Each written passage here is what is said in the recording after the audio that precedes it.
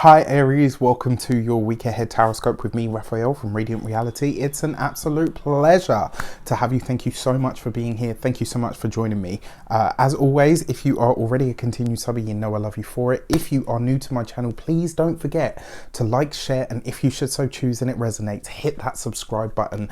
Before we start, as always, I would like to bless my deck of cards with all forms of love, light, peace, prosperity, and abundance, and I pray that the messages that come through are ultimately clear and concise and they help you on your path to your highest vibrational good. So for your key to the week, you have the Moon card.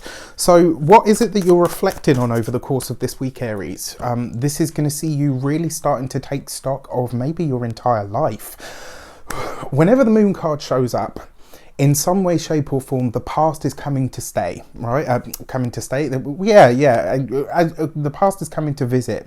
And in a lot of ways, it tends to see us delving into our subconscious, delving into that deep part of us that is reflective and, you know, that can only really be reached through reflection. In a lot of ways as well, this can represent a bit of a confusing energy. If I'm completely honest with you, I get the feeling that this week there may be a conversation that comes up that throws something into question for you, and it may see you looking at something in a very different way. So maybe you have a talk with somebody and they say, well, actually, you know what, I've always kind of seen you like this. And so it brings up, you know, this whole kind of moment of, okay, is that how everybody sees me? And more importantly, how does that marry up or completely differ from how I see myself? In some way, shape or form, something is coming up for review this week. Now, also, remember the Moon card can represent your deep instinctual fears. I will say this, if there is any form of imposter syndrome that comes up this week, stamp that ish out. All right, you don't need to do that. For your actions and options, you have the Six of Cups.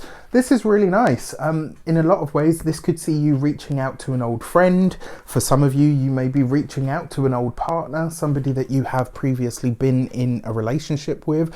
There's definitely a possibility here. I don't know why, but in a lot of ways, I feel like this is you seeking out an old friend, somebody that maybe you've been able to confide in the past. Maybe you, I don't know, you know, in a lot of ways, I've actually, yeah, like maybe this is an old friend. And the thing is, your actions and options, this is about what you do. This is about what you initiate or what you choose to do. The Six of Cups is very often about memories, siblings. It's about our past. It's about all of those things. Coupled with the Moon card, this is you going back over something. Maybe you're looking over an old friendship and saying, wow, you know what, we grew apart. Why? What can I do to fix that? Or maybe you're preempting something where you feel like a friendship is, you know, falling apart, or maybe it's starting to grow distant. Maybe this is you looking at this and saying, right, okay, there's obviously something here that needs to be looked at. What can we do about it? What can I do about it? For your communications and conversations, you have the Six of Swords. Interesting, very interesting. So you have two sixes here. Two sixes can represent balance, but they can also represent irritability. Now, given the fact that you have the Moon card here, this could literally represent, like, in some way, shape or form, you could be having a conversation this week that may not go according to plan. Now, the fact that it's the Six of Swords means that there will be a positive or satisfactory outcome to the whole situation, but it does suggest that you are going to have to go through maybe not a difficult moment, but maybe an uncomfortable moment. Now, for those of you that have any form of connections overseas, this will be a week where those conversations and communications and connections will need some sort of maintenance. All right, so pay attention to what comes up.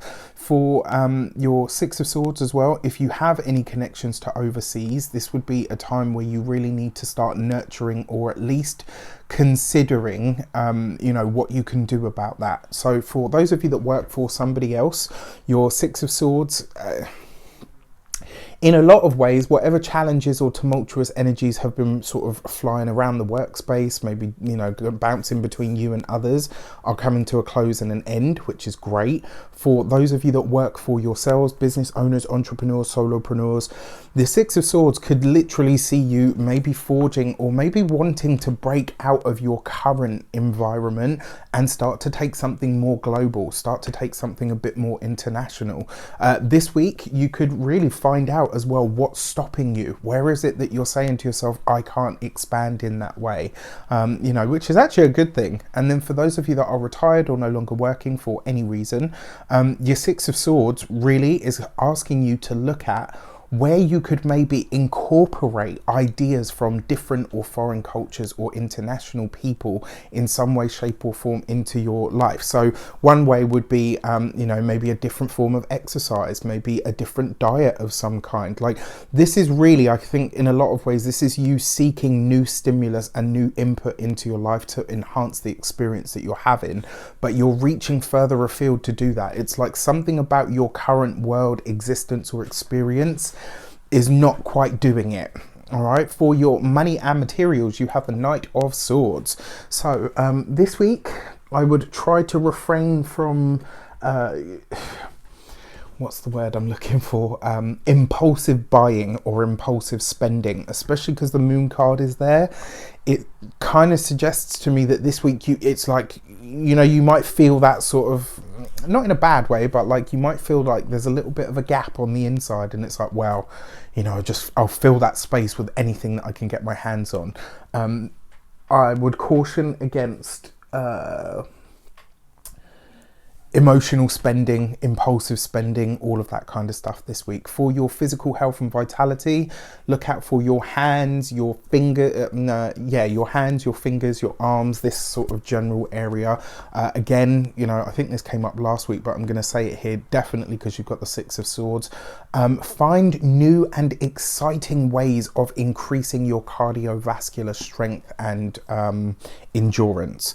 When it comes to your home and environment, well, look, with the Six of Swords and the Knight of Swords, this does suggest that maybe you're going to be out of the home this week. You may be called away from home. You might be called upon for some form of assistance by somebody else or some other household this week. Just keep that in mind, because it may come up for you and it might be something that you need to act on very quickly. Outside of that, for those of you that are looking for new work, have applied for new jobs, etc., this is very good news. It could be that an interview of some sort is coming up. It may suggest as well, interestingly enough, if you are having an interview this week, I feel like it's going to be a duel. So for some of you, this, like the first stage of the interview will be like a Zoom call or a Skype call, and then for you know, and then the next part of it, which I have no doubt you will ace, will be an in-person interview. So interesting. For your love and relations, you have the Queen of Pentacles. So for those of you that are single, it's very likely going to be somebody that is very different from you, or somebody that has really different outlooks to you that is going to stimulate you this week. And if you are connecting with somebody, it's going to be somebody that is very down to earth, somebody that's very practical, in fact somebody that's almost like the opposite of you. And you know, they say opposites attract. I think if anything, this person is going to give you a steadiness and a grounding.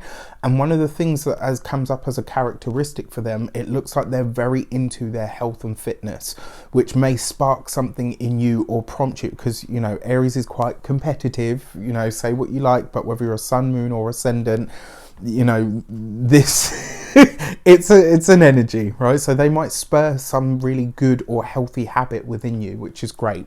For those of you that are partnered or in relationships, this could literally be you guys saying, right, we need to get healthier. Maybe you're looking at the diet, all of that stuff. Now, when it comes to the finances, this could be a week where you are really having to observe what's happening when it comes to your money, what's happening when it comes to your finances in general. Actually, I think this is one of the ways actually that Moon card may present itself for those of you that are in relationships. You have very differing ideas about money, and this week it may come up that you need to do something about increasing the money that's coming into the home, or certainly sharing the responsibility a bit more evenly. With that said, I wish you an abundance of all of that good stuff. Have a fantastic week. Let me know in the comments how this shapes up for you, and have a great week. Take care, and I'll see you soon.